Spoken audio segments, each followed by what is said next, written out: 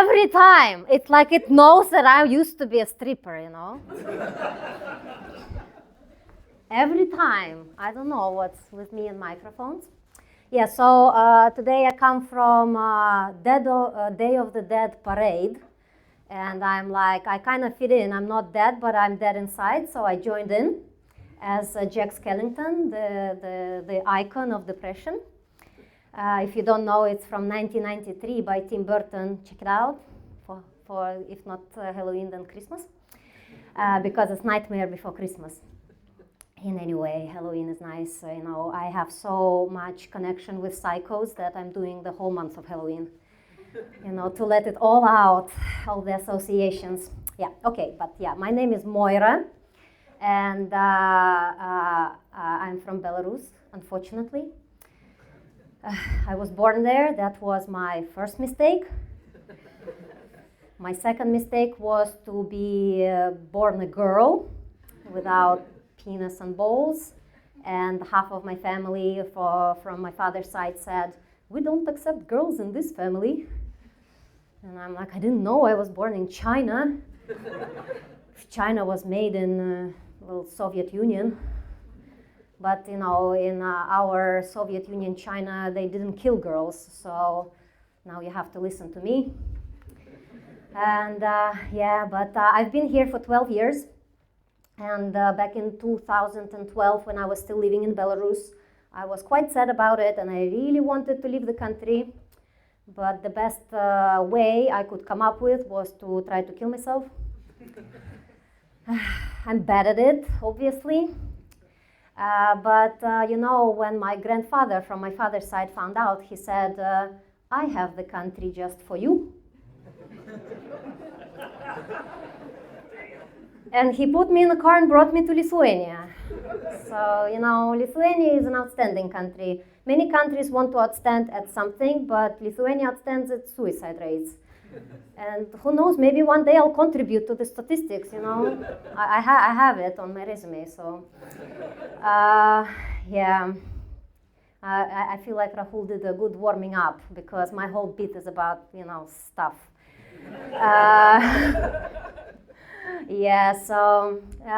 Suicide rates is not the only thing we share with Lithuanians as Belarusians. We also share the big D, as in depression. Depression is very common here, and they usually say that to help yourself, you need to load up on vitamin D. And they sell this vitamin D capsule worth of like 6 months of vitamin D, but I thought my husband was a vitamin D provider. But I forgot that he's Lithuanian, so there is not much D in it. But unfortunately, winter is coming, time doesn't stop, and I literally have nightmares about winter coming because it's going to take away my emotional support animal, the bicycle. I don't drive bicycle for sports because that's gay.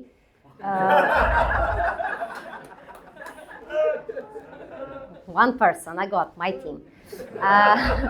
I drive a bicycle heterosexually for commuting. And it's very important for me because I drive through the Sozas and Acropolis areas, you know, empty areas with no people, just cars. And I get to shout all the obscenities and all the bad wishes for people who did bad to me. Like, I wish your phone always dies in necessary moments.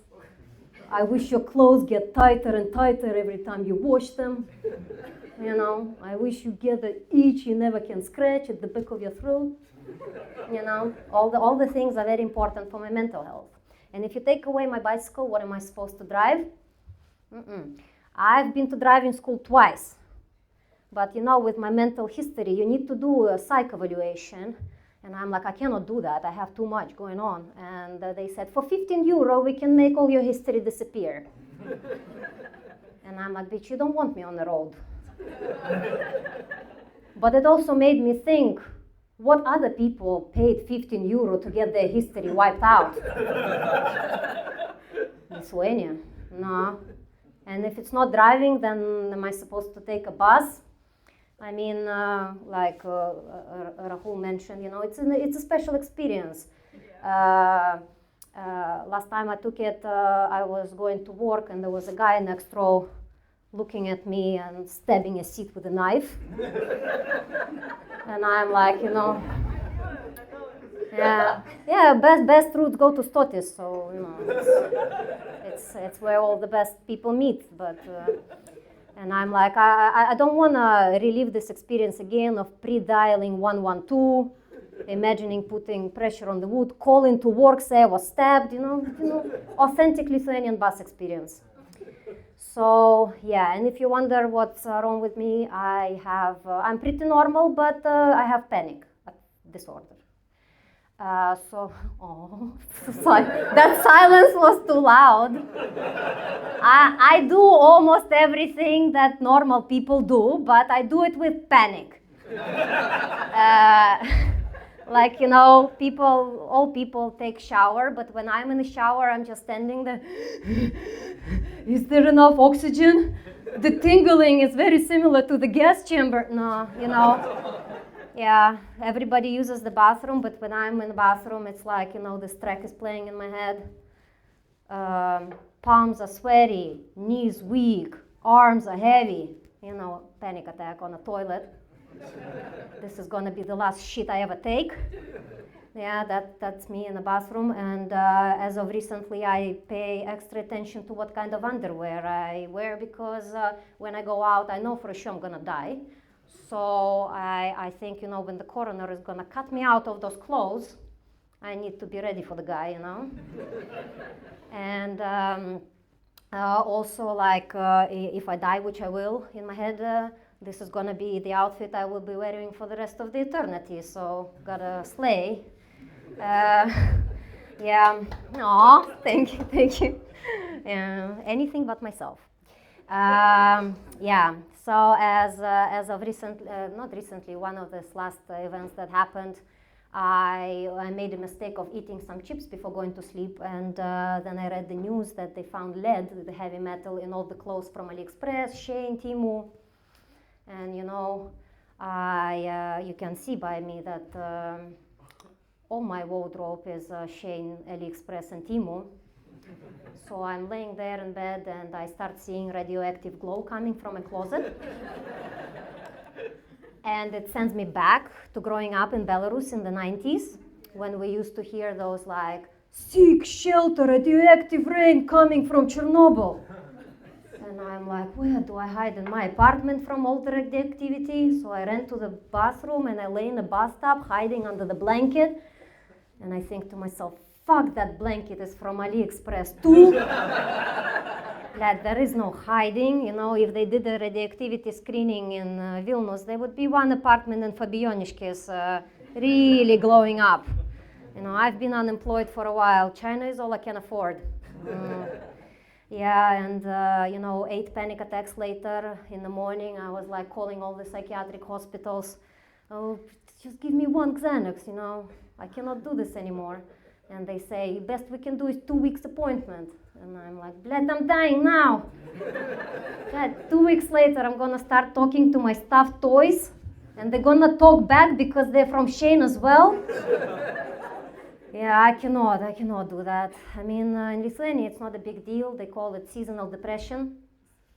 I call it seasonal suicide challenge, where I try to get through every single day of 5 months without succumbing to external and internal darkness, and try not to dye my hair or just die. Yeah, I grew up in Belarus. In Belarus, there is no such thing as mental illness.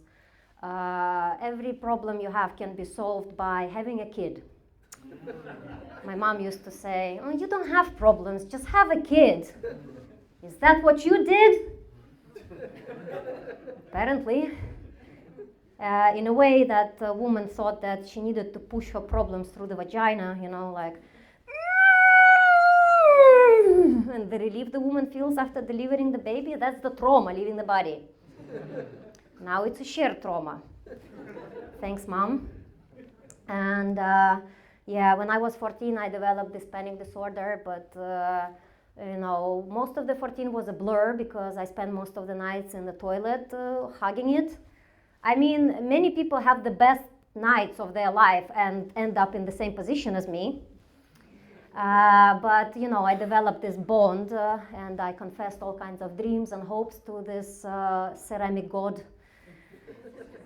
But one time I went on tour with my dancing troupe, and one woman, who is not my mother, saw me having an intimate moment with the toilet, and when you have a panic attack, you kind of do this,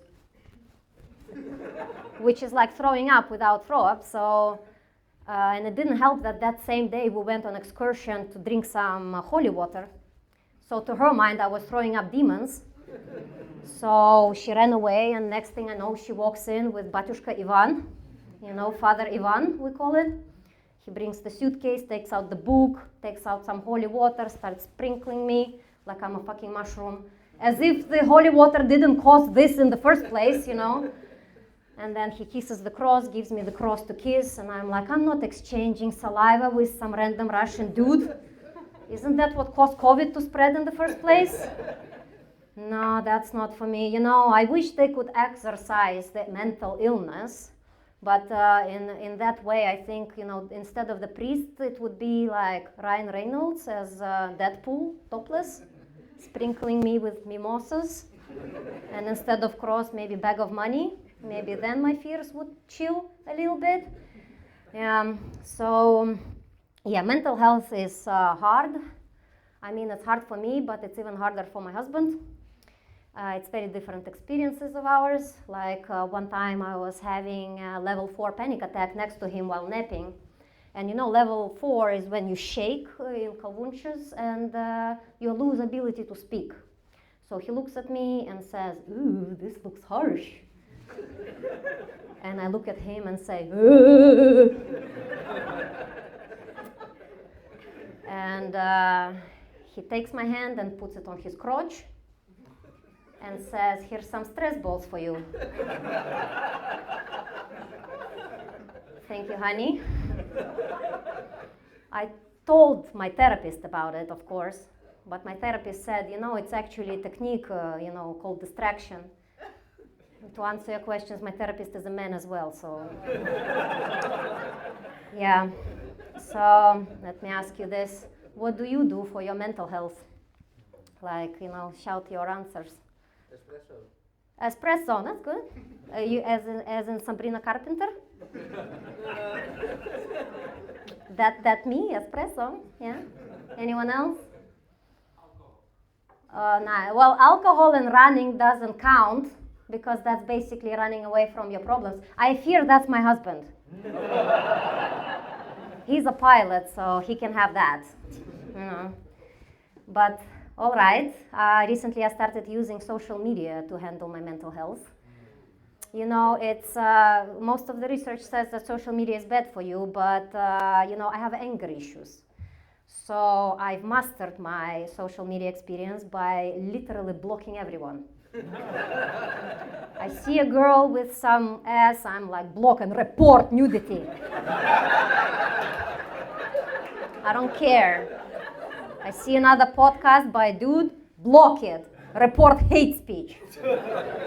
I don't care, So my For You page is like perfect, all I see is accounts of like cats and car crashes and farm animals and Kanye West.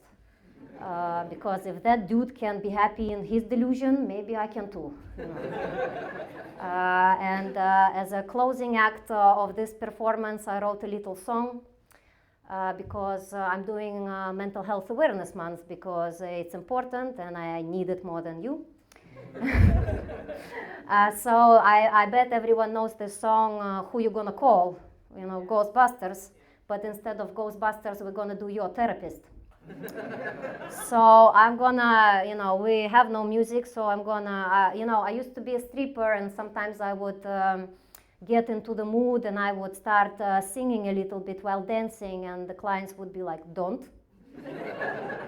You can dance, but don't. So I'm not a good singer, but if you wanna jump in at some point, jump in. It's just a couple of things that I feel some people need to hear. Okay. When you cancel plans to cry alone, who you gonna call? Your therapist.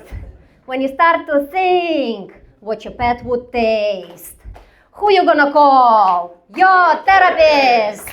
When you're signing up for OnlyFans, who you gonna call? Your therapist. When you wanna vote for Donald Trump, who you gonna call? Your therapist.